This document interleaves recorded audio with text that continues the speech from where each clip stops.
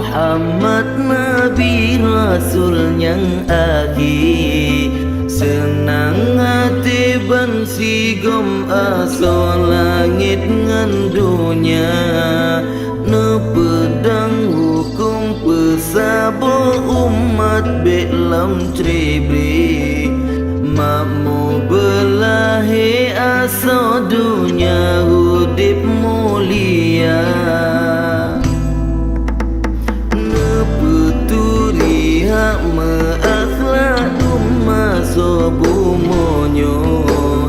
Dekabu betau uju peria bet nalam jiwa. Al-Quran hadis kena